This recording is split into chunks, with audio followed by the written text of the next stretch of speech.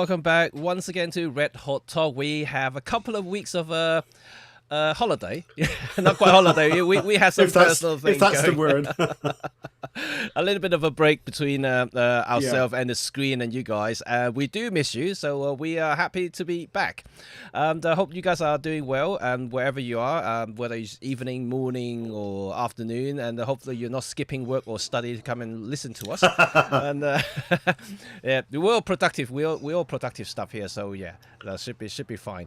But today is going to have a little bit discussion about camera industry. We talked a little bit about it in previous chat about whether photography is dead or not, and then this time we are maybe looking a little bit deeper into the hardware side of it and how camera makers are now perhaps focusing on whether that will have an impact to us photographers. So that would be quite interesting. But if you're a videographer, you might be quite keen to hear a thing or two as well, because this may be beneficial for you guys, or you may actually get quite excited about. So let's get started first. So Rod, nice to see you back. Thank you. So we got the latest news from Fujifilm, and you probably heard of that they have announced that they are working on a medium format cine camera. So that is quite something, right? Well, it's interesting, isn't it? You would have thought that's a slightly strange thing to do, but it makes sense, I suppose, because the I'm trying to get this right, G102 is pretty good at video. So, why not make a cinema version? And I think the thing that interests me is that what separates a cinema camera from a regular digital camera or mirrorless camera is not necessarily the technology, because the technology in mirrorless cameras for video is very advanced, but it's more the form factor. Have you got mounting points? How can you put a handle on the side? Yeah. Has it got inputs for XLR microphones? It's all that kind of thing. So I guess that's where Fujifilm is heading with this. Quite surprised they didn't do it with one of the X-mount cameras. With maybe a cinema version of the X2. Consider if you shoot Super XHS. 35. Yeah, you don't. You don't need a big mount like that. And video's not like stills. A bigger sensor in theory, I suppose, is better, but video doesn't really demand the same kind of image quality that stills photography does. So I would since Sony does the FX30, so that's an APS-C cinema camera. And I don't know really why Fujifilm didn't do it with the X-H2S, for example. But then again, Fujifilm might be doing that thing where they're not going to compete where the rivals are. They're going to compete in a whole new territory. It could be, and that's why I think the announcement is certainly interesting just by looking at it. I mean, obviously there's no details on the specification of the cameras, and things like that. But presumably it's going to be a fairly high resolution sensor that is going to be oversampled for the footage. But the interesting to me is, like you said, I think smaller sensor will suffice in most cases, and as long as you design the camera itself for video purposes, because when you do video you don't need high resolution. In 4K you don't really need like a 50 megapixel. Yeah, you can oversample it, get maybe slightly crispier details and whatnot, but even 8K you're looking 30 megapixel. So like a 100 megapixel sensor from the medium format definitely going to be overkill, and maybe they're going to downgrade using 50 megapixel sensor, and just oversample from that. The opinion seems to be will be the 100 megapixel sensor, because that's the only one with phase detect AF for a start. But then that's awkward for 8K, because it's probably twice the resolution 8K needs. So they're going to have to can you imagine oversampling 100 megapixels to 8K? I can't remember how they do with the current GFX 102, but that's a lot of processing. They're going to have a radiator and a fan, a liquid cooling system in there. Yeah. Yeah. You know, I can imagine. You know, so it will be interesting to see exactly how Fuji is gonna design this camera. Of course, there's already mock-up pictures and CG, whatever. I mean, there could be an actual kind of like a prototype picture. I think Fujifilm has released an official shot. Yeah, I've seen it. I've seen it. Yeah, but yeah. I couldn't quite tell whether it's actually CG or It's probably render, isn't it? Yeah, yeah, probably render. So it's quite hard to tell at this time. But yeah, I guess now let's dive back a little bit. Now I know the Fujifilm is very exciting, but we see the likes of Nikon acquire Red camera earlier in the year, and that caused a big stir in the market. Although that it wasn't a surprising move, it's because you know, Nikon being the traditional big three, they wanted to compete with, you know, both Sony and Canon in the same space, or at least offer the same versatility in the lineup to be able to compete in terms of feature sets. So so it wouldn't surprise me. Obviously, there's also rumor that Nikon's going to produce a very video-centric camera at some point in 2025-26, utilizing a lot of the Red technologies. We don't know. You know, it's going to be interesting to see. But they also going to need a lot of new cine lenses, and which, you know, there's going to be also another pocket to fill as well. Well, I think so. I think so. It'd be interesting to see where they go with that. But I guess this is all in the context of today's topic, which is, am I correct, Jimmy? Stills versus video, and has it affected the camera industry? Is that what you were thinking? Yeah, I think so. But this is because I'm trying to lead into it. It's basically, you know, now makers are putting more emphasis on videos, whether you like it or not. You know, I know a lot of us photographers keep saying, you know, I don't need video features. I barely, you know, press the record button on the camera. I don't need that feature. Just get rid of it. Give us a, you know, proper stills camera. I'll be more than happy. But at the same time, you know, you can see that almost all cameras released in the last 5-6 years, they all have video capabilities, one way or the other. Good or bad is another thing, but they all have video capturing capabilities. So we're not getting away from it, but you can at the same time, with all these recent moves from camera makers, you know, Red, you know, being acquired by Nikon, now Fuji is looking into making cine cameras. You know, you can kind of see that that's their attention, you know, kind of shifting towards, you know, the video side. And also, if you look at a lot of the third-party lens maker as well, you can see that they are now pushing cine lenses. The likes of the Chinese manufacturer like Laowa, you know, they're really heavy, double down on cine lenses. So they almost, you know, abandon the whole still photography lenses altogether. And all the latest releases are all cine camera lenses. Laowa has gone very quiet with regular photographic lenses. It's true. It's true. Yep. Oh, go on. Sorry. No, and also Sealoi, obviously, you know, Sealoi is another company that also double down on cine lenses. So they're not the first, you know. So like I can see many of them are doing exactly the same thing, making cine lenses. So it is really that, you know, that's where the money is. So should we photography worry because now makers are focusing on the video side more than stills because they don't see the profit there. I think that is kind of like where I'm heading, and or trying to kind of channel our message over to see whether that is something we should be worried about, you know, and whether, you know, this is something that's unavoidable, and I don't think it is, and so we just have to embrace it, so to speak. I guess so, and I think I may have changed my mind on a few things. Okay. So until recently, I thought video features in cameras didn't really do any harm. Yep. I'm starting to see it from a slightly different perspective because a couple of things have occurred to me. Yep. One of them is that a few years ago, we could all aspire to, whether or not we need high megapixels, we could always think, oh, do you know what? I could get a 40 megapixel or a 50 megapixel or a 60 megapixel camera. Yep. Those cameras are still around, but all the development is away from those resolutions and towards video. So I'm starting to think that maybe video features have kind of stalled that kind of high resolution capture technology. And that if you look at something like the Panasonic Lumix S1R, that seems to have gone. So Panasonic does not make a high resolution full frame camera anymore. I guess Nikon does with these Z8 and Z9, Canon, EOS R5 II. They're expensive cameras.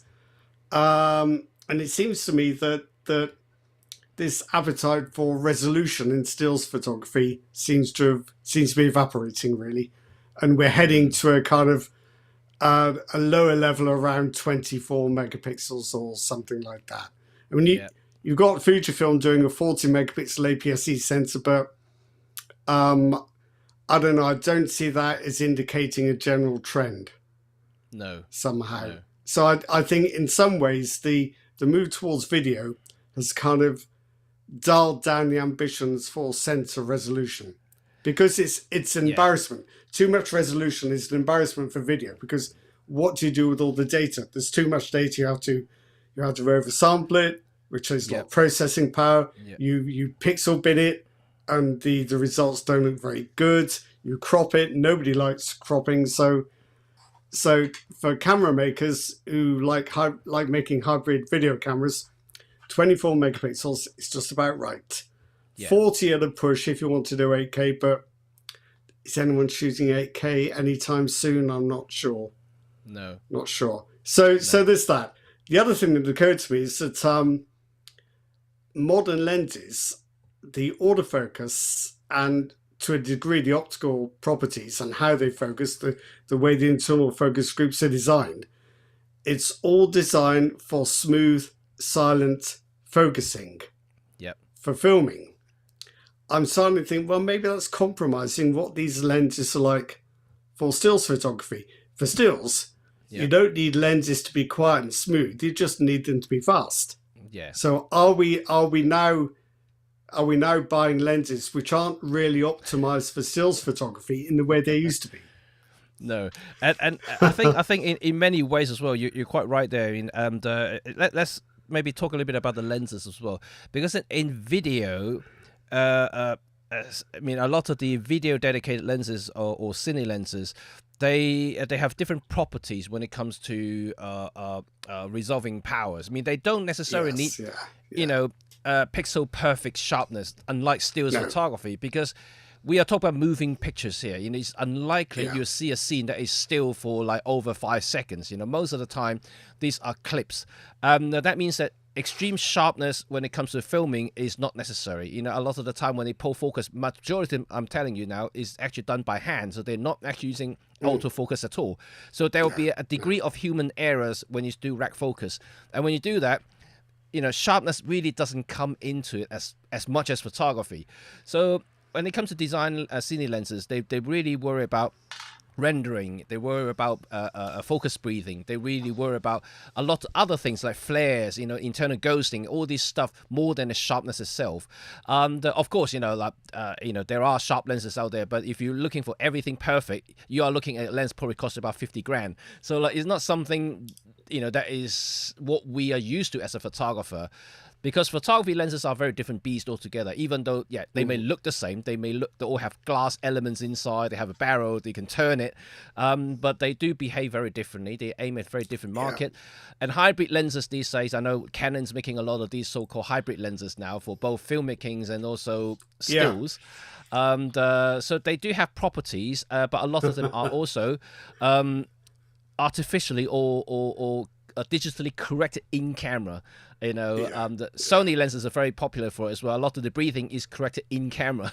So it's not actually it's not really properly done optically or in the construction or the design of the lens. Because when they do filming proper in the filming industry, all of them will shoot raw, so raw video. We're not compressed video. So that means that all the properties of the lens will be showcased in full force in the raw video files. So nothing is corrected, distortions and everything will be seen. So all these cine lenses now, they will be optically corrected. So you have to wait for people like Blackmagic and DaVinci Resolve or Adobe with Premiere Pro to come up with lens profiles for consumer lenses, and that's not going to happen. There's too many. I don't think it's. I think you can apply a degree of manual distortion correction in these programs, but they've not reached a point that the raw processing software like Lightroom and Capture One have, where every lens has a correction profile. So it's a good point. I think filming raw videos still has a few too many problems for most users. But I think on a purely practical basis, this move towards video does affect what we get as stills photographers. So if you buy, for example, let's say if you buy a lower end Sony APS-C mirrorless camera, you'll get the Sony's 16-50 power zoom lens. So it's electrically driven zoom. Another example would be a Fujifilm, and in the past, very often it's sold the camera bodies with its XC 15-45 lens, another power zoom. I got that lens, yes. It's not a bad lens, but as a photographer, you do not want a power zoom lens. They are a pain. They are a pain in the, if I may say so, pain in the butt. You just want a lens that zooms in a normal way. As I found out, because I got the XM5 with that lens for testing. Yeah. And have you? Right. Yeah. I've been trying to, walking around using as a testing in both stills and videos. For the video, it's not bad. But for stills, every time I try to change focal length, it's so slow, that thing. And it's not accurate, because you can't actually turn it to the exact focal length that I want. You always go past a little bit or go back a little bit. So I just forget about it. I just look, whatever looks right. I just left it as that. And it's like like a linear control, isn't it? So that however fast you turn it, it's still going to zoom in and out at the same speed. So that's annoying. That's the only thing I've got against that. The Olympus 14 and 42. It's a fantastic little pancake zoom, just a bit irritating. It's an electrical zoom, but at least it's fairly quick.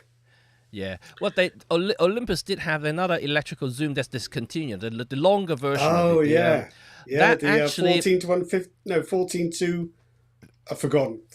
I can't remember now. I actually had that lens. I had that lens before. The electronic zoom actually has a variable speed. So if you turn it harder, it go faster. So it actually pretty good, that lens. I forgot about that. That's interesting. Yeah. Okay. Well, that's interesting. Although optical quality is not that good. It's not a great lens, is it? It was all right at the time when you had 12 megapixel sensors, but not so much these days. So I think the whole power zoom kit lens thing is a bit annoying for stills photographers, and often there's no way around it without paying a lot more for a kind of step up to a better kit lens. But the other thing is, I mean, you've got the XM5, haven't you? That's interesting. I wouldn't mind seeing that someday. But it's the same with the Lumix S9. Yeah. The camera makers think, oh, well, if what you're doing is filming video, you don't need a viewfinder anymore. So we lose a viewfinder because they think it doesn't matter. Well, so I think I know I have changed my mind. Yeah. I think that like you said, I think the developments of videos has taken away a lot of attentions within. I'm talking about within the camera makers' company themselves. Taking away a lot of the resources and imaginations, and when it comes to also decision making. They say like, oh, we got to up our video game a little bit, so we're going to put more resources. They're not really expanding. A lot of the camera companies in terms of resources, they just simply shifting resources around. So I'm going to put some engineers over to the video department. So when they do that, that means they're going to be less people developing stills capability or advancing still capabilities of the camera, and more so on the video side. I think that hampers the developments, and also, for us, photographers, we'll be quite disappointed to see. I mean, as I also mentioned in my last video, is that I think that we kind of haven't seen any major advancement in the stills department for quite a number of years now. It's almost like they are playing, with the AI subject recognition. They just simply, I added a product tracking mode now this year. Last year will be the bird tracking mode. The year before there'll be dog tracking mode. Every year they just add another mode. We've got new things. But that's only, these things are not big enough for me to say is an upgrade or advancements. So I think all the effort is going into faster read. You might say all the effort, for example, is going into faster readout speeds, which you don't need as a stills photographer, and not into things like extended dynamic range or higher resolution or things that do impact on image quality. But I was out yesterday actually with my old Nikon D800, took some shots, and I remembered looking back at the raw files. It has exceptional shadow detail. You would not believe how much you can bring out the shadows without noise, without banding, without blotching. And it struck me that this is a camera made more than 10 years ago. Yeah. That particular aspect of image quality hasn't moved on at all. Yeah. I use a camera designed a couple of years ago, like the EOS R8, does not have that same quality of shadow detail. It's just faster for video, continuous shooting, and that kind of video-centric stuff. It's not better for image quality. Yeah. So do you think this is really the direction now all companies are moving forward now? I mean, I don't see any sign of slowing down when it comes to video developments. That they almost think that we sorted the stills now. Still is good. We don't have to think about it now. Let's do something else. Or I don't know. I don't know what it is. I think that's partly it. But I think we've had this conversation before where I feel, in fact, I don't know whether you feel sometimes, that camera makers jump too soon. They jump ship when the ship is still floating. Like the DSLRs were ditched. A lot of people still like them. What they're thinking.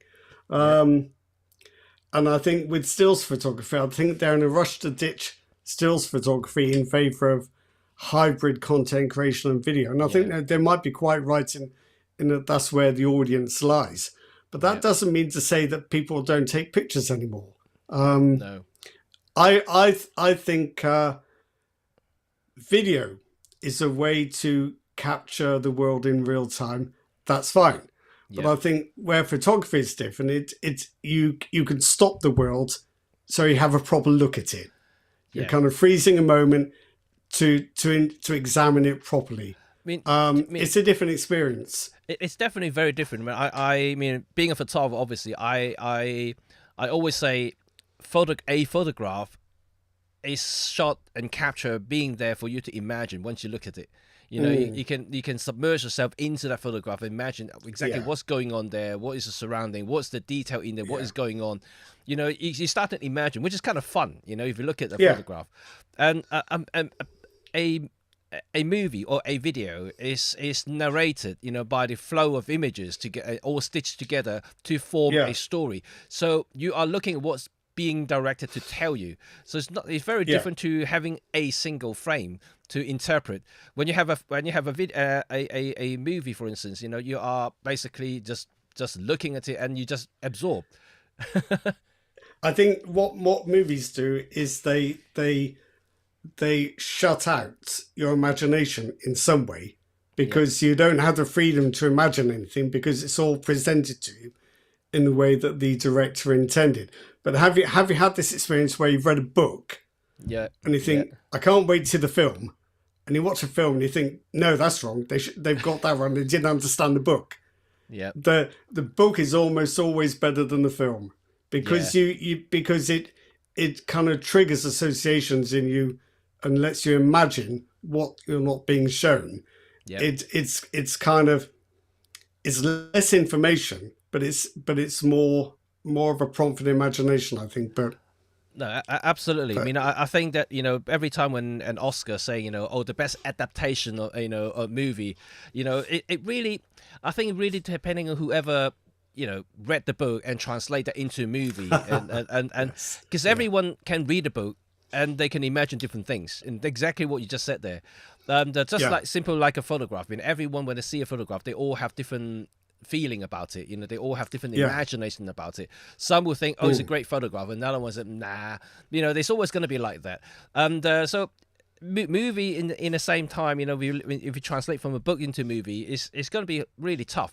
there'll be good adaptation when the people read it, and maybe somehow whatever they produce in videos is resonate more or less what the readers have read. And then on some just simply don't. You know, they may have their own version of translation, and somehow just didn't do the job and when they're communicating to the previous readers, and that didn't do so well.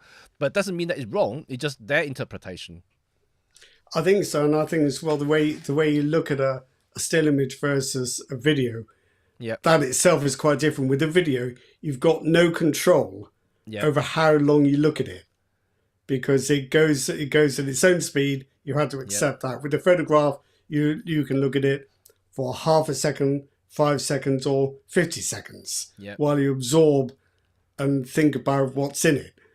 So that I've got photographs on my wall which I'll look at for a few seconds at a time and just remember the situation, etc., etc. If I had a video of those things, I'd never watch it. It's a video, you know. You don't bother. You don't bother. It's funny, right? You know, like maybe we're getting too old, right? You know, like these days, you know, when I show newfangled moving pictures, they'll never catch on. When I show my kids some of the older photos that I took of them, you know, like I tell them a story. You know, this is what happened. You know, this that. It's kind of fun for me to kind of make up that memories, you know, and just speak it out to them. And in contrast, if I show them a video clip of 5 seconds, they just watch it and laugh about it and just forgot about it. It's something different about photographs. I'm not sure how everybody feel about between, you know, a photograph and a video. You know, it'll be quite interesting to hear your thoughts about it, because I think, you know, not saying the videos are bad. You know, they're great for, you know, recording something that, and I don't have anything against video, because I make videos as well. So it's just that difference between a photograph and a video clip can be seen as very, very different things altogether. I think so. I think as well it takes probably a little more skill to make an engaging video than a good photograph. I don't know. I haven't quite decided about that. But it's certainly not easy to make good video. No. There's a lot more to figure out and a lot more to do. But I'm not even sure that mirrorless cameras are the ideal video camera. I mean, you want something with interchangeable lenses. I can quite see that. But it also depends on the kind of video you want to shoot. So I guess that's the other thing that annoys me. The latest mirrorless cameras, and in fact all mirrorless camera development, which is aimed at hybrid creators to create video, they'll say, oh, fantastic video, fantastic stabilization, all these codecs, all these frame rates, etc., etc. For the kind of video that the kind of novice filmmakers want to shoot, which is often run and gun or very immersive POV style video, they're not good at all.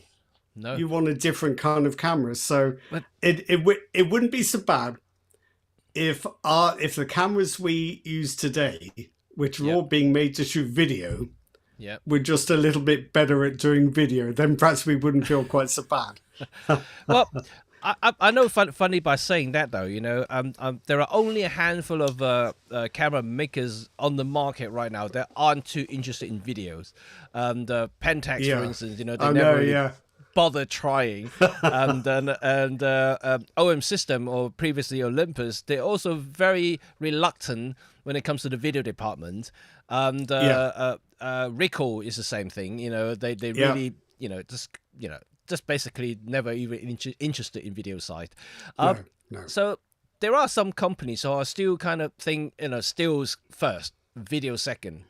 Unlike some other companies now, they're really juggling between the two. You know, like maybe I should have a 60% still, 40% video, or 60% video and 40% still. Maybe we can make a 50-50. You know, it's always that juggling between, you know, the design departments and what should I put into the camera to make it good for this or that. You know, like Lumix, for instance, you know, the G9 Mark II, it claims to be a hybrid camera. And I personally think that, yes, it's very capable when it comes to video making.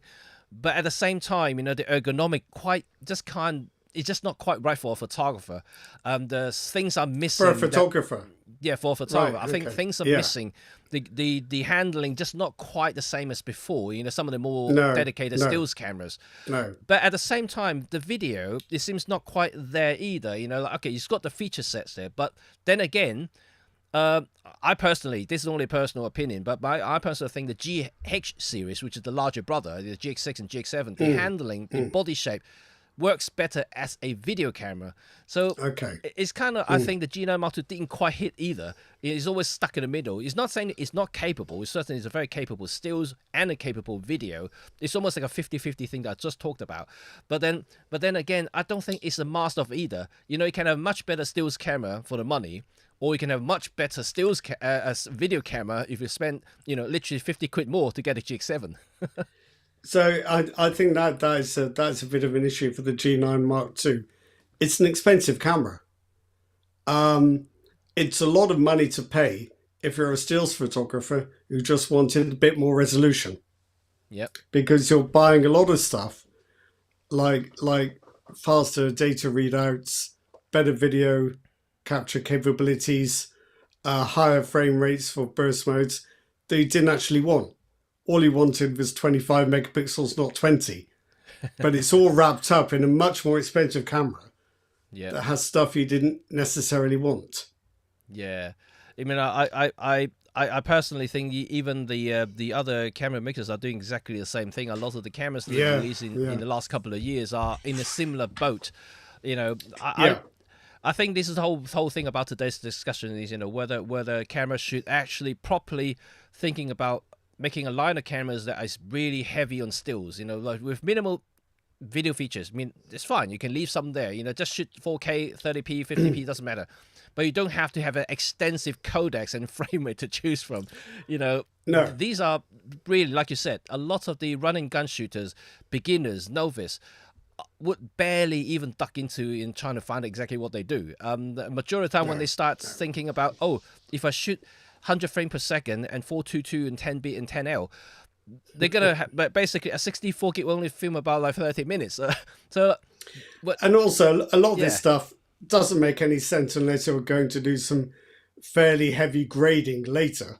Yeah. And you're only going to do that if you're making a movie production with lots of clips from lots of scenes. I think honestly, if you get your exposure and your color right when you film, most of the time, you know, you don't need to grade your video. But I do think that many cameras are now being sold on things that the camera makers won't think, oh, this other brand's got it, I want it in my brand. Or, oh, all the professional video shooters, oh, they say shoot log. Oh, perhaps I ought to. Maybe I'll need that one day. So we're buying a lot of... This is very advanced processing technology, I think. You know, like just coming from experience, I mean, unless I'm doing a commercial project that I've been paid to do, a lot of the YouTube stuff, I'd rather have something that is already done for me, you know, like as long as it's, you know, reasonable. And, you know, plus a lot of the content creation, which I would guess 95% of the people who buy cameras these days are for social media purposes, you know, whether it's going to be YouTube, TikTok, you know, Insta Reel or anything like that, right? All these platforms are heavily compressed. And that means no matter how hard you work your footage and how much thing you grade it and ensure that it looks good from on your screen, as soon as you upload, things gonna degrade it about 5 times, and you're not gonna gain the same benefit. No, and you've also got no control over the displays that other people are using. You know, it's all very well you or I having a nice modern 4K monitor, color corrected monitor, but we might be doing videos for people who've got like a 10-year-old cheap 1080 screen from a discount store. You know, we've got no control over what they see. No. You just have to, in some ways, you have to cater for the lowest common denominator. It's like all the push towards HDR in video is fine. It's fine. But how many of your viewers are going to have an HDR screen or an HDR device? Yeah, I mean, in a sense, that means like all these HLG Yeah, capabilities yeah, in the cameras are, to be honest, I don't use HLG at all, and I don't see the needs of it. Most of my no, clients don't request it, no, and then why do I bother even shooting HLG anyway? And so most of the time I just shoot normal, and just grade them that way.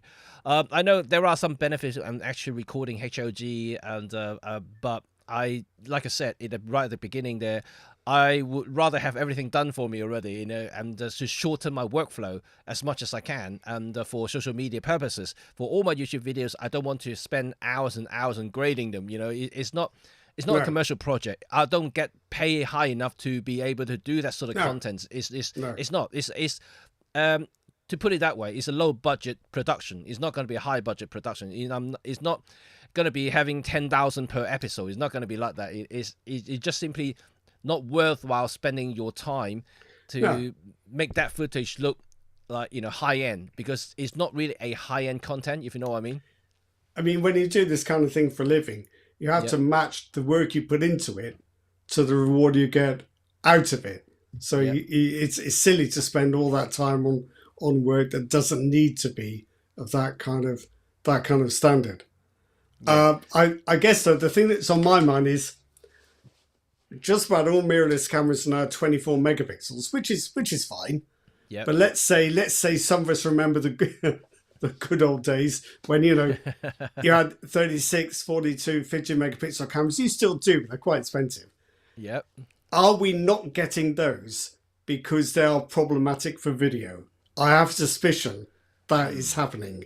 We're not getting higher resolution cameras because they make video capture more difficult because of the need to oversample.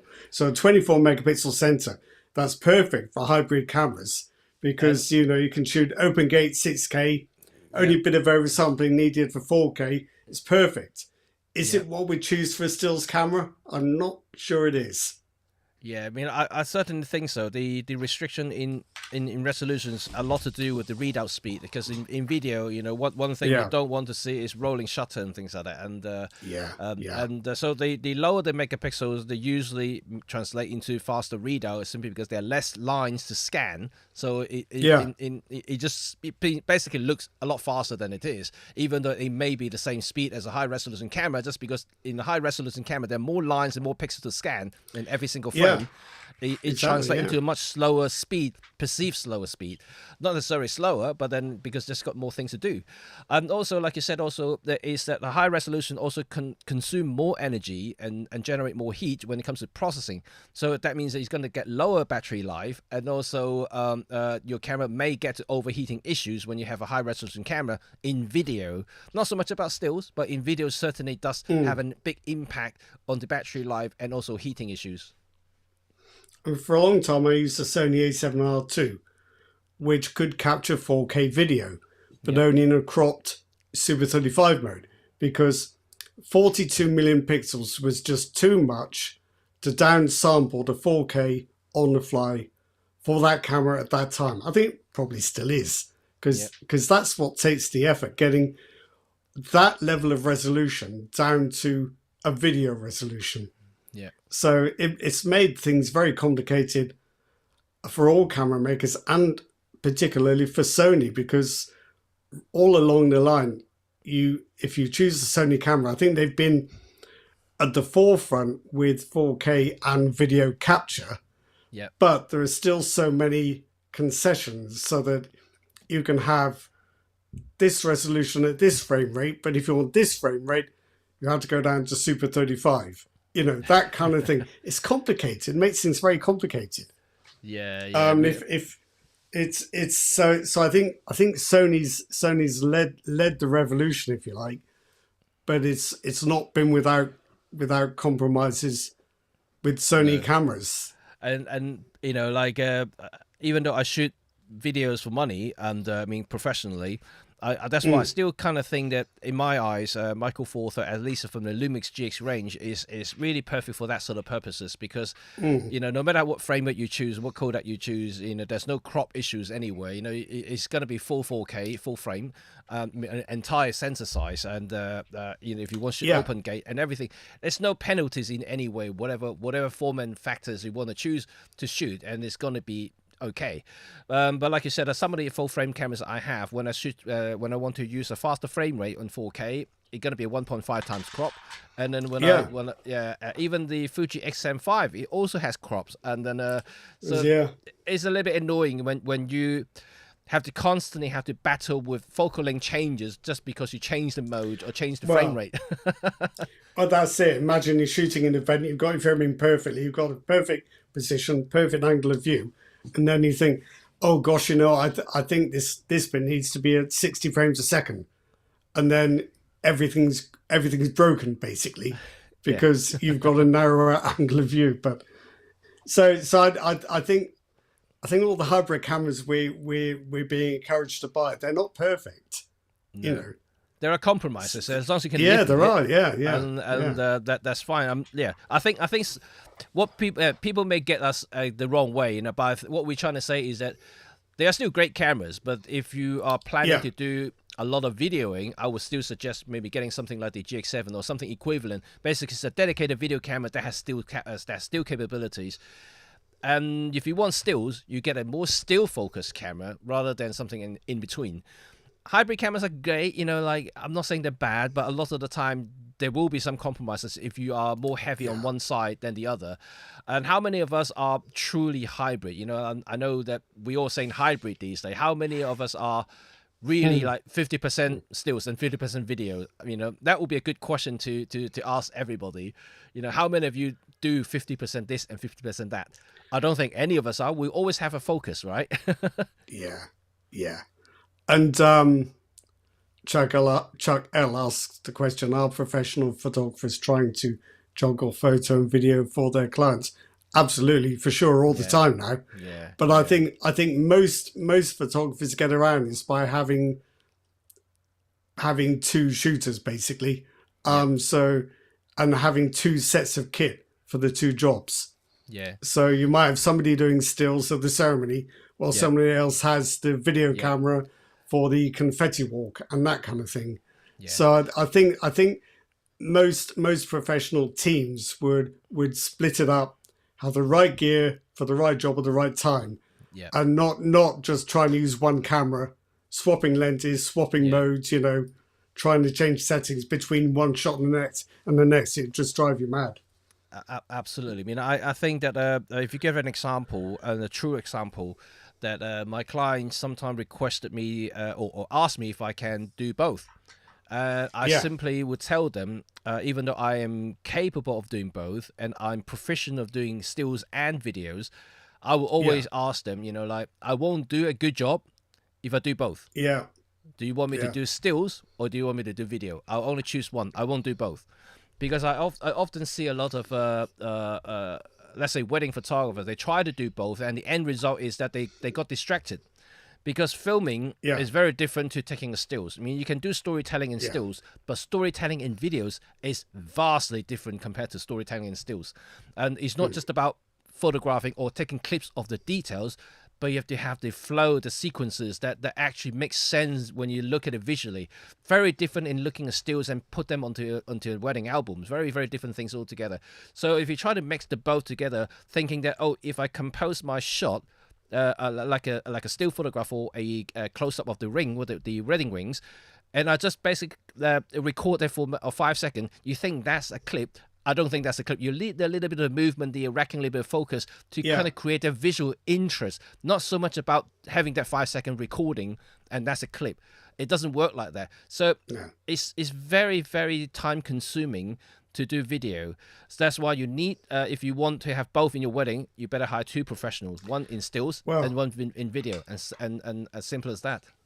It's the sound as well. You could spend an hour trying to get the sound worked out for the venue. Oh, absolutely. Yes. So you need two people. I would suggest, you know more about this than me, Jimmy, but you can't do it as one person. And if you are doing a film, the more you charge for filming a wedding, the more the client is going to expect. So it's going to happen, isn't it? So you might need two cameras.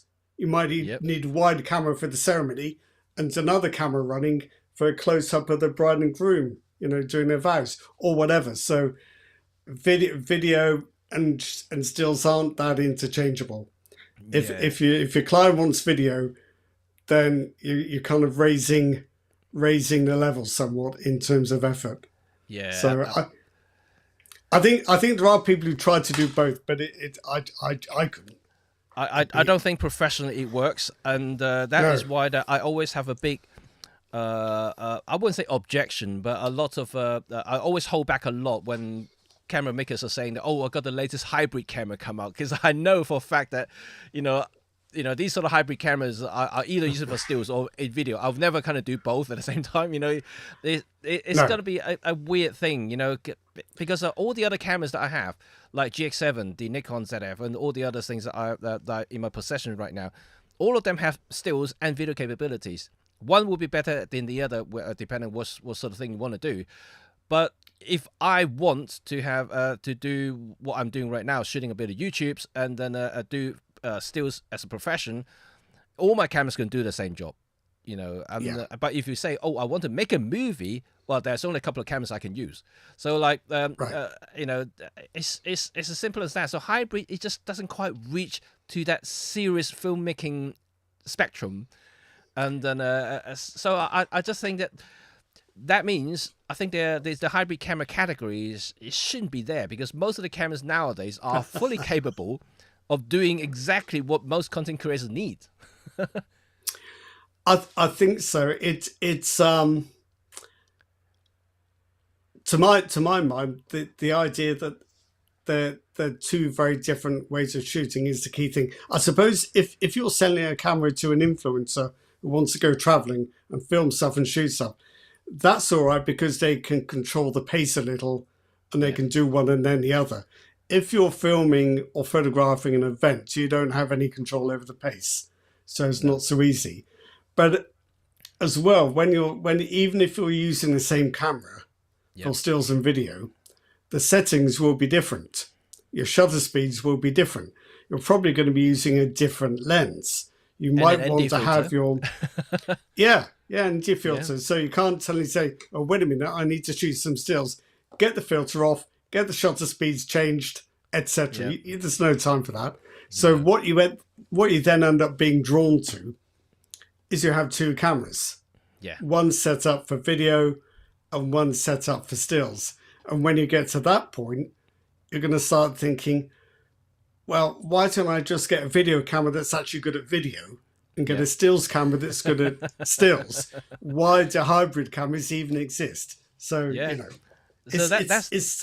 that's always puzzling me, I know, like, we are talking today about stills and videos, and that's exactly why I think the whole camera market is kind of gone a little bit weird these days. And I know what they're trying to do. They're trying to appeal to a new kind of categories, a new audience. Yeah. But as those who found out, once they got the hybrid cameras and start using in real life, they soon will realize, like you said, when I'm traveling, I really can't do both, and I may have the time to do it, not in a sort of a rushy professional environment, but even so, if I want to film properly, I have to use the correct shutter angles or frame shutter speed to have the proper motion blur. So most of the time, if you want to shoot shallow depth of field, that means you're going to open up the aperture, and you do need an ND filter to cut the light down to the correct level so you can use the right shutter speed for that. And but then suddenly you noticed, that could be a good still photograph, and like you said, then you have to take everything off, and then and the thing might have changed by then, and so it's not going to be that easy. And when you start using it in real life, and that when you start thinking, like you said, two cameras. So can I throw out the question to anyone watching? Does anyone travel with two cameras, and why? I mean, even before the stills and video debate, if you're a sports photographer covering football, you have two cameras.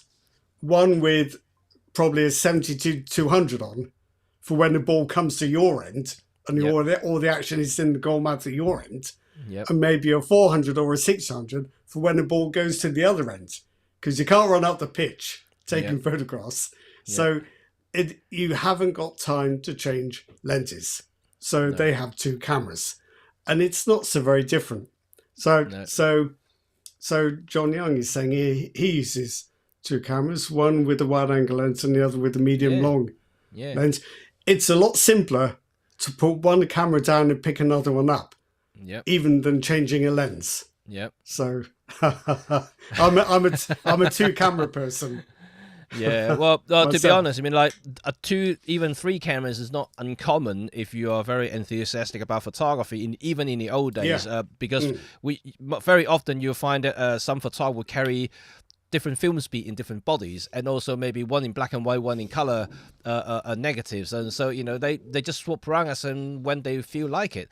So it's always been the case where photographers use multiple cameras in whatever traveling or trip that they do. That obviously changed a lot when digital came along, and you can change ISO on the fly, so you don't have to worry about film speed, or black and white can do conversions in post. But as now we're approaching the video side now, and earlier I think John was saying Osmo Pocket 3, that's a game changer thing, I think, because it's small enough to put in, shove it into your camera bag, and it's simplest. It's very simple to use, by just basically switch it on and start recording without too much issues. So if you're into just basically travel content and travel vlogging, and it really makes older setup, like using a proper mirrorless cameras and using a gorilla pod to face you, put the camera facing you and recording that way, it makes that complete setup redundant because of the Pocket 3. Also, you don't forget that Pocket 3 is completely gimbalized and stabilized. It's not using any sort of IBIS, and it's actually come up way better than even with IBIS. This is, I think, one of the things that annoys me about the push towards hybrid cameras, as if they are somehow incredibly good, when very often they're not. So that if you wanted to do some kind of immersive point of view photography, you're a travel vlogger, you want to walk through the streets of Rome or Venice or whatever, capturing stable wide angle footage, I wouldn't do it with a mirrorless camera, because they're just not particularly good at doing that. You would use a Pocket 3, or you might use your phone. So I noticed his comment from Lee Kemp further up the list. With every smartphone doing video, our camera manufacturers concentrating on appealing to users who want to shoot video of family, friends, holidays, etc. I think they are, but I think the camera makers have been quite crafty. They're trying to make thousands upon thousands of potential buyers think they can be hugely successful YouTubers, world famous YouTubers, if they buy the right gear. But I don't think a hybrid camera is necessarily the right gear. You might be better off with your phone. You might be better off with a Pocket 3. The failing, as far as I'm concerned, for hybrid cameras is principally stabilization. They're just not very good at it. You can't really walk and film and get properly stable footage, in my opinion, in the same way that you can with a much smaller camera designed for the job. And I think as well that there's often a lot of debate about formats and sensor sizes. So, people will say, I have to shoot full frame for that cinematic quality.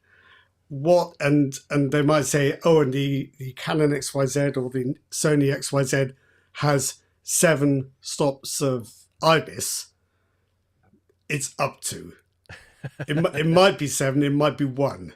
So also, you can't stabilize. It's hard to stabilize a big sensor than a small one. So my argument would be, if you're going to carry 2 cameras, for stills, take a Sony A7R5, 60 megapixels, wonderful. For video, take, I don't know, maybe a Sony FX30 or even a DJI Pocket 3, something that's going to be good at the kind of video you want to shoot.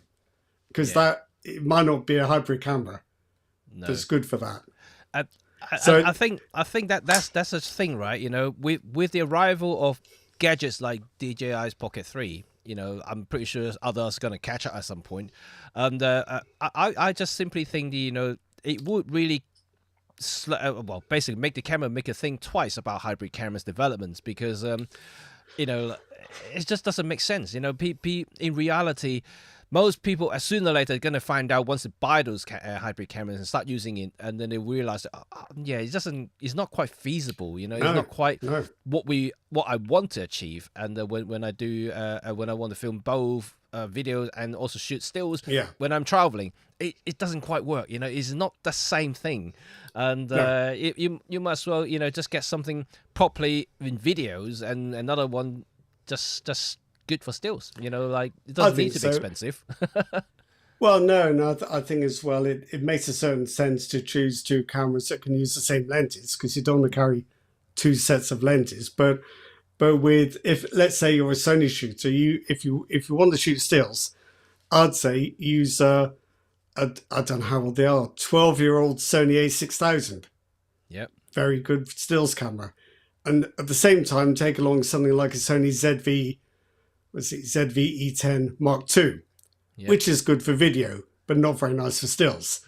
So it's a fairly cheap two-camera setup, one good at one job, one good at the other, and they all use the same lenses. Yep.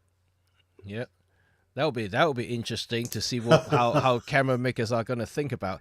It's going to be a tough few years for them to, you know, digest the market. The other thing is as well is that, you know, camera makers are trying to get people up to upgrade from phones. Yeah. How many people have thought, right, I'm ready for proper video, get rid of my phone, get a mirrorless camera, tried to shoot things in the same way, like walking about, waving the camera and all this, and thought, what the hell is this? My phone was better than this. And for that style of filming, it probably was.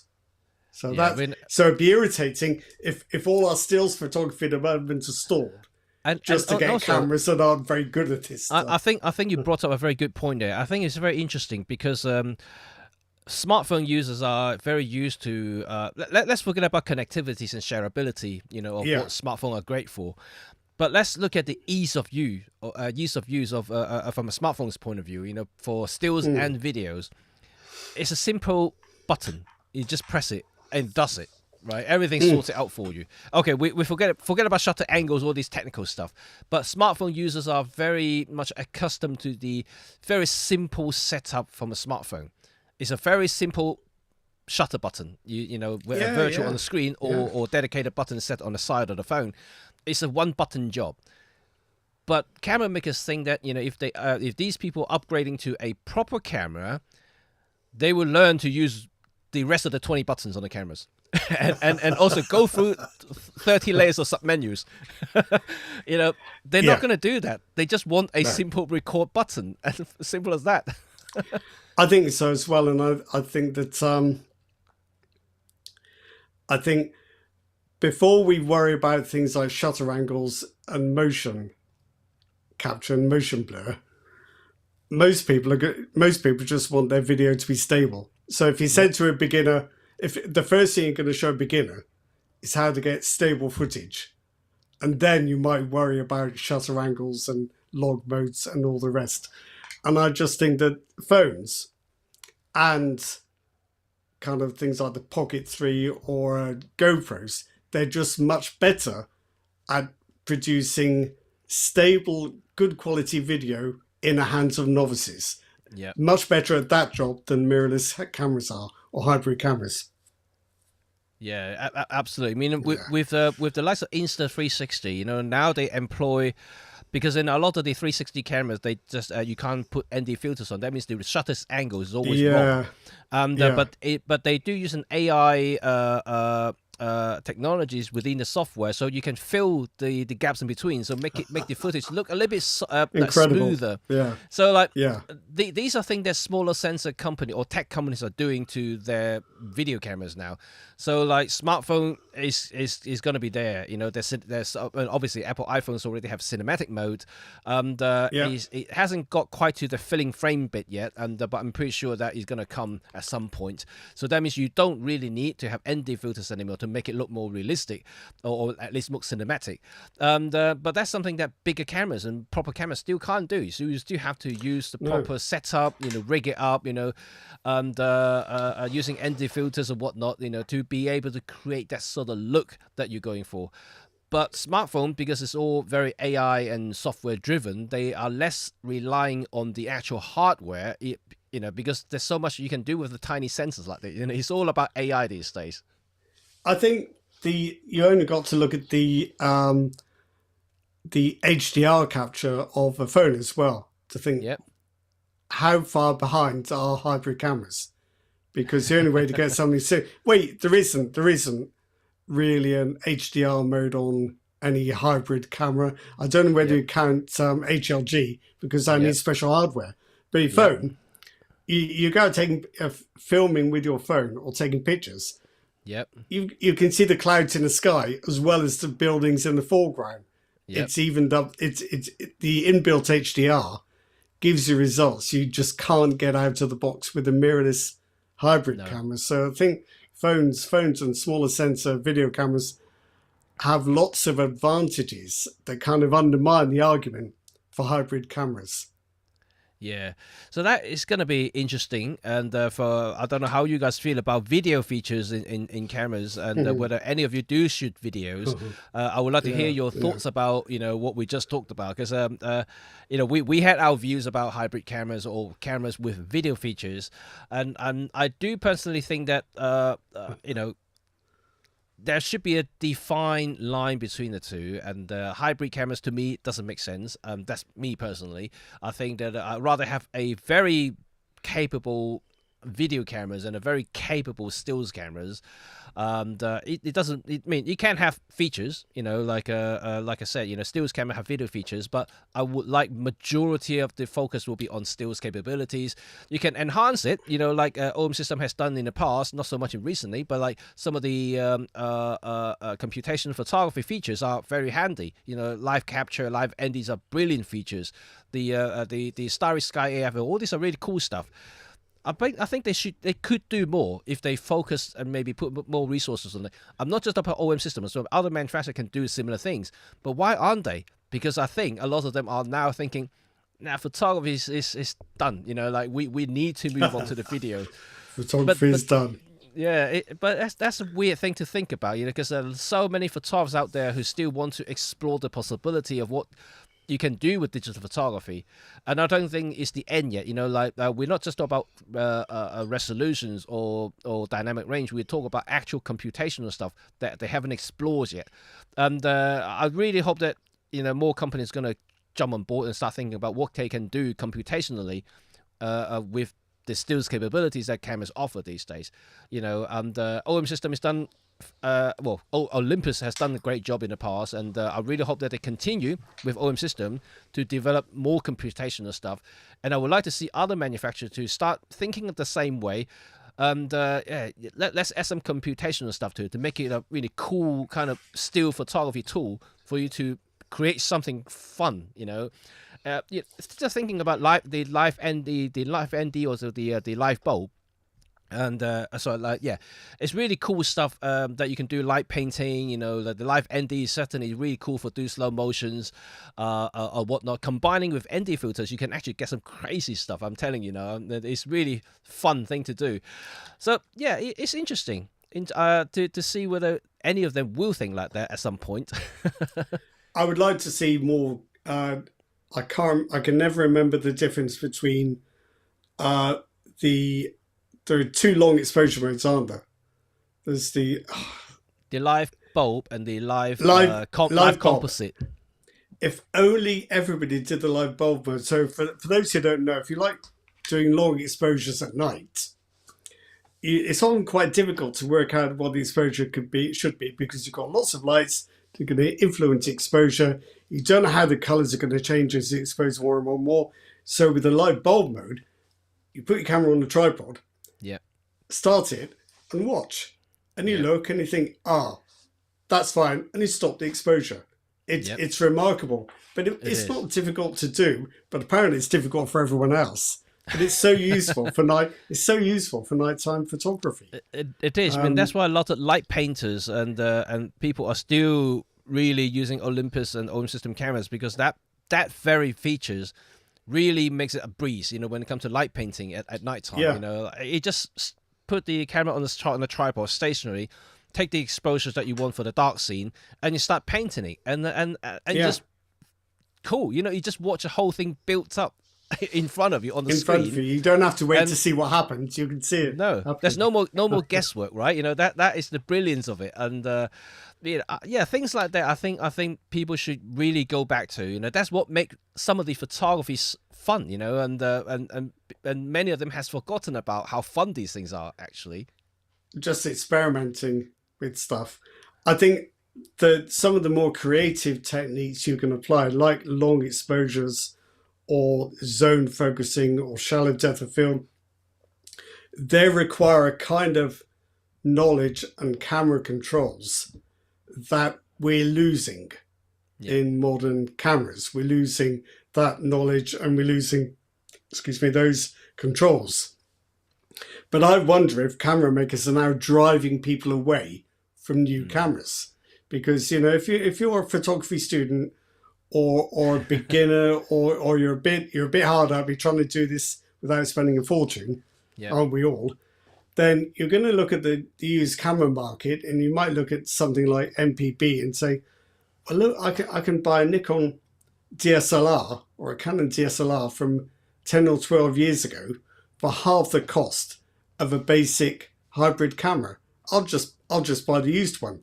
Yeah. So I do think makers are in some ways driving photographers away from their new cameras, which is, I don't think they'd see it that way, but that's how it seems to me.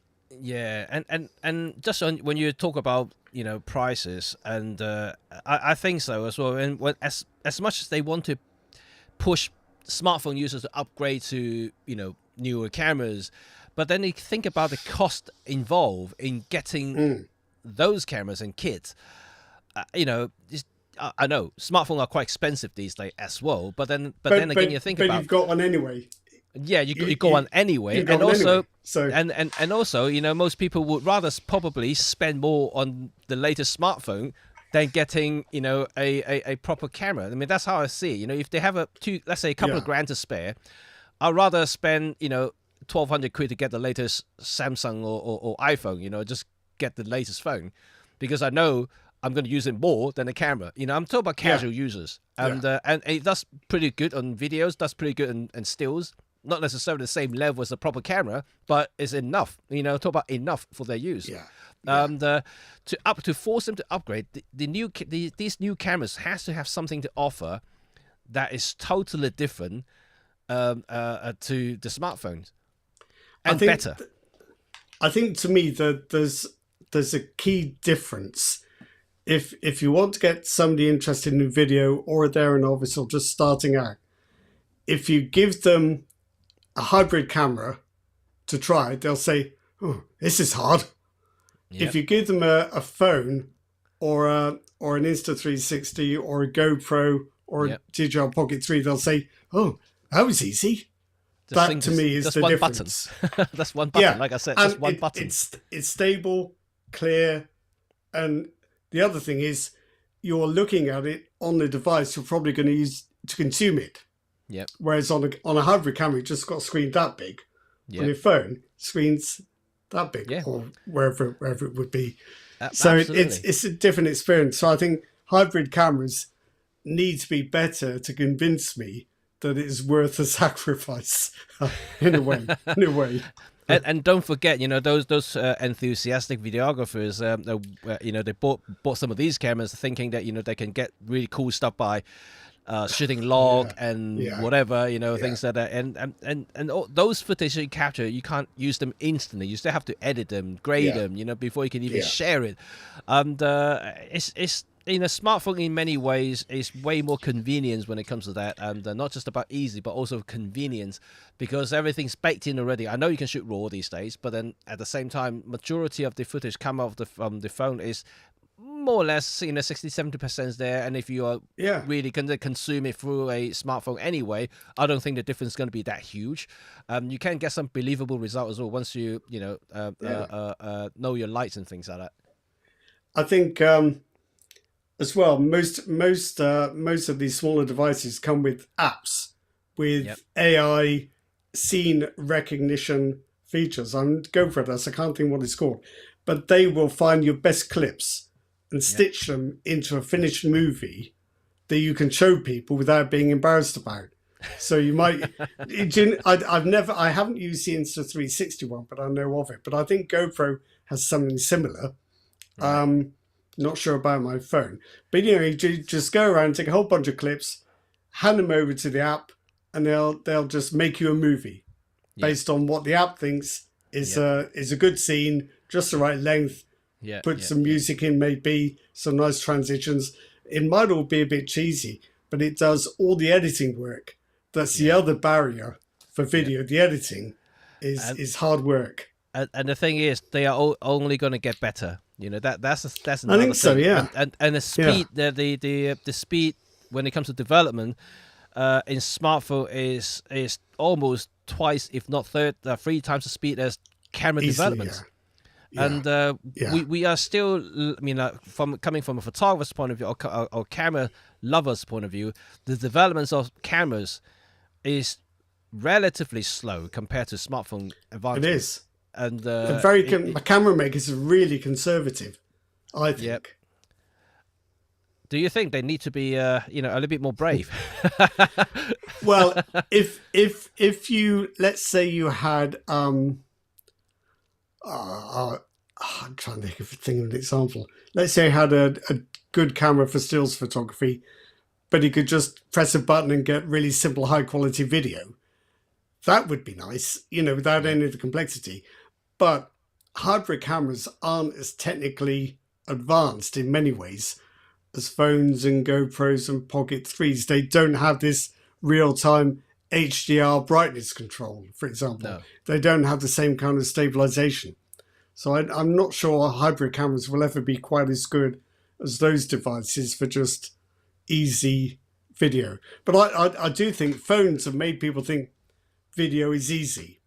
Yeah. And then they get a hybrid camera and they think, oh, no, it's not easy anymore. What happened? No. I think that's also another discouragement, from these people who potentially upgraded to camera and eventually went back to smartphones because how complicated they are to them, when they start using them. I have to record to a memory card, and then I have to take the memory card, download to the computer, use the software, edit them, and do this and do that.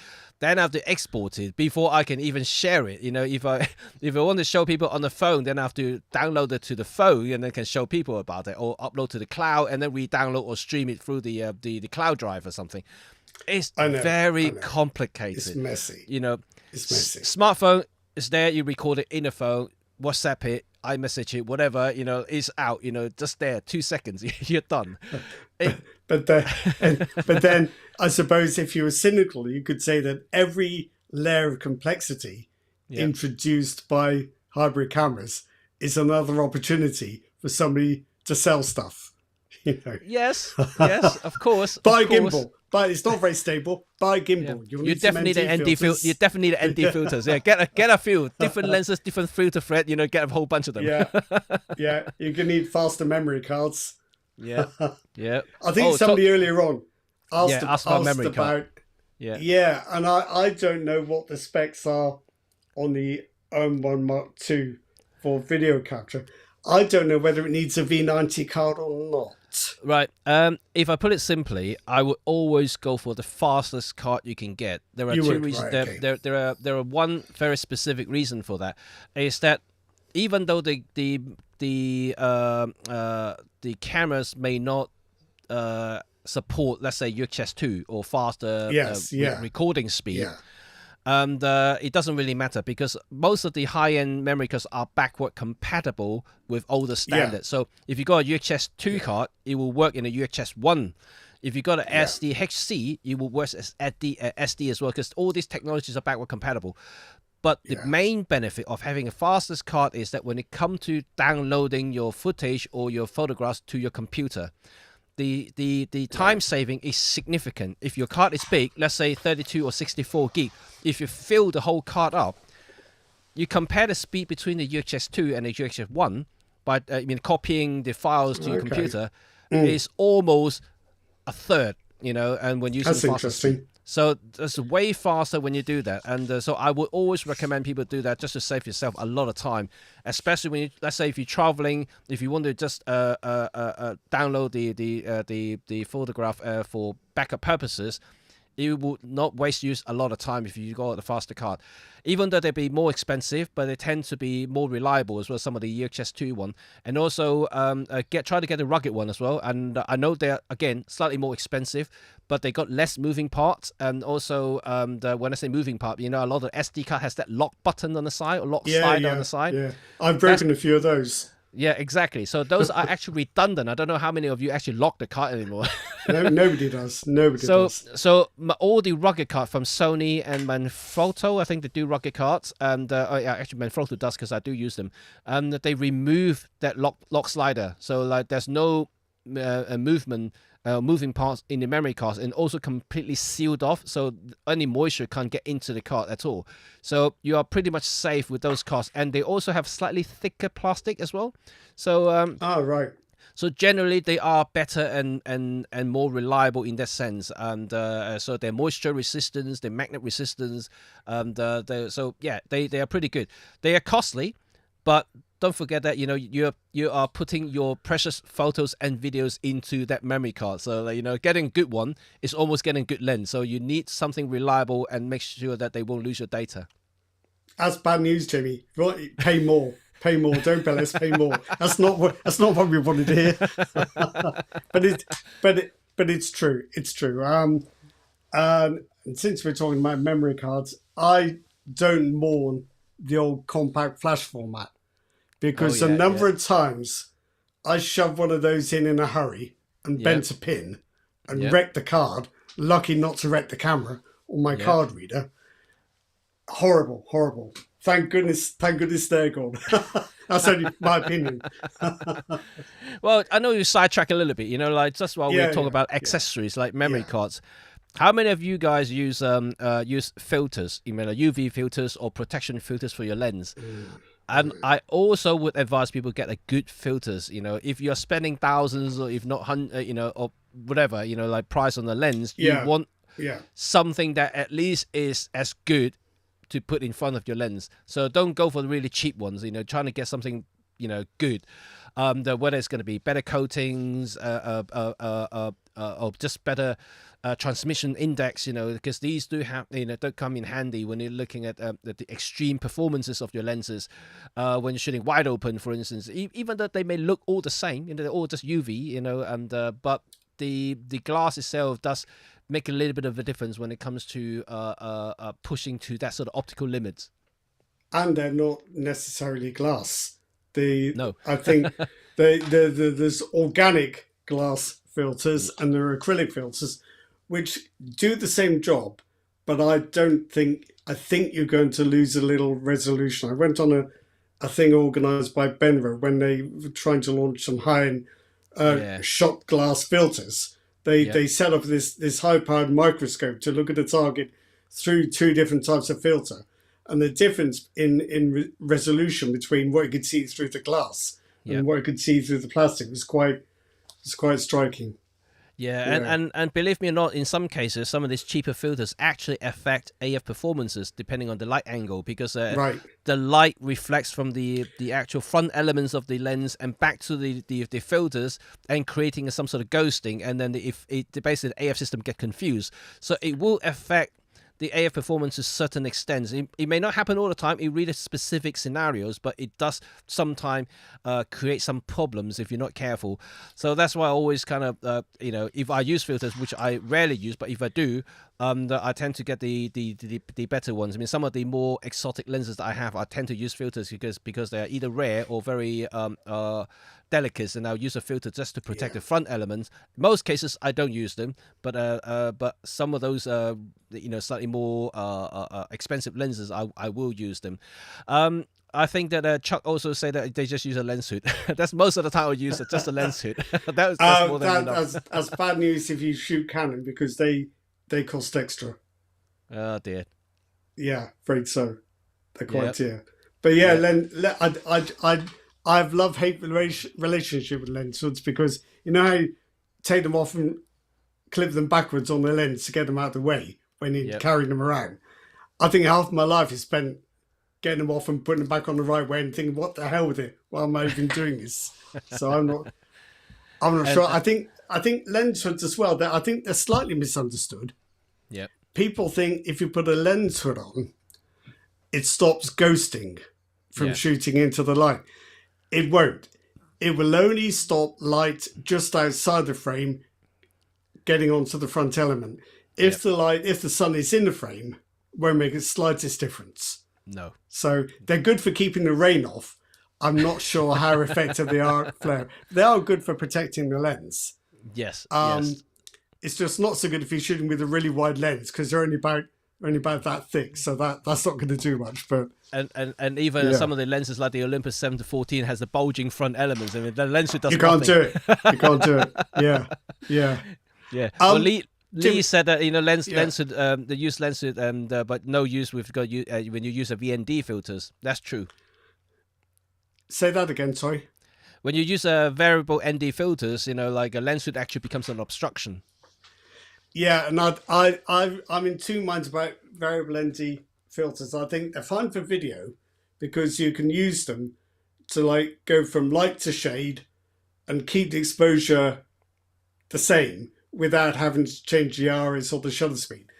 I think that the issue is that with the wider the angle of view and the more darkening effects you add, you get the kind of cross-polarization effect, and you can't predict when you're going to get it. And I don't really like that uncertainty. So I think the most you can reliably get from them, I think, is 3 or 4 stops before you have to start worrying about the cross polarization. So I'm not mad on them, but I can see the point in them for video. Yeah, I mean, I think that you're quite right there, and people may not realize that a lot of the so-called 10-stop ND filters, variable ND filters from 1 to 9, those extreme variable intensity filters can have that effect, but on the opposite end, if you break it down to 2 sets, one set is 1 to 5 and the other set is 6 to 9, they are actually a lot better. So they're less likely to get they're less likely to get a cross pattern. And that's interesting. And also, again, price. If you can spend the money and afford it, get some of the high-end variable ND filters. They do cost you, but they are a lot better, and very rarely, if any, that I've seen any sort of cross pattern going on. I have a couple of B plus W, the German filters. Yeah. They cost you a bomb to buy, but I haven't seen any cross pattern at all. And I've been using them for a few years. For about 8 years now. I did use the Riva Ring gadgets for a while that combined a polarizer and the variable ND. Yep. But one of the issues with those, it's incredibly difficult to get your head around. Yep. Which lever you turn to do what, in which direction, and how far. But the other thing was, I did find they were prone to cross-polarization patterns with wider lenses. If you're using a longer lens, it comes on later. But with the wide lens, it's pretty quickly. Yeah. So how did we get to filters? I don't know. How did we get to filters? But cool, right? And I guess we're gonna wrap up, and it's coming up to 5 o'clock. I know we start a little bit later today, and hopefully next week you're gonna be back to normal, and we're gonna have another topic. Yeah. In the meantime, if you've got anything that you would like to ask us or have us to discuss, you're very welcome to leave some comments in the comment section below. That we'll pick it up, and we're gonna talk about it in the next session. Whether it's gonna be photography, filmmaking, even photo books or general photography, we are very happy to discuss because we love photography, right? We should talk about photos all the time. And no, the Rod is already noting. And that would be quite cool. Yeah, Lee wants us to send this video to the camera makers. I'm afraid our influence is limited amongst the camera makers, but collectively, perhaps our influence is not limited. So, no. If Jimmy, if you want to do one of your share and subscribe messages, that would be that would be the time. But well, if you like the video, remember to like and subscribe. And remember, this is also acting as a podcast as well. You can actually listen to our podcast back in via the YouTube Music app. Just look for Red 35, and this will actually come up because this is the entire playlist is listed as a podcast as well as video. So, so if you don't want to see our faces, you're very welcome to just listen to us. Which you can that's fair. Yeah, that's fair. That's only fair. I know people may not like to look at me, so. Wait, see, the thing is, with what we were talking about earlier, if people can't see our faces, they can use their imagination, and we. So, like, you might imagine two very, very handsome-looking young man. Yeah, exactly. Yeah. Try to imagine that. Yeah, try to imagine that. I really would be curious what sort of thing you can imagine. Right, awesome. So thank you very much for joining us today, and once again, thank you for tuning in. And no doubt we're going to speak again next week. We're going to have another topic, another thing to discuss. Also, once again, just to repeat it, if you want to have anything more specific to talk about, please do leave some comments in this comment section below. We're going to pick up later. And if you have anything relating to what we discussed today in today's chat room, and please feel free to express your opinions about video capabilities in cameras in 2024, or in general, whether they should be there, whether hybrid camera makes sense, or whether you just don't bother video at all. Just basically, I just want a stills camera. Full stop. Okay, we would love to hear from you. So thank you very much for joining, and I will see you all next time. Bye for now.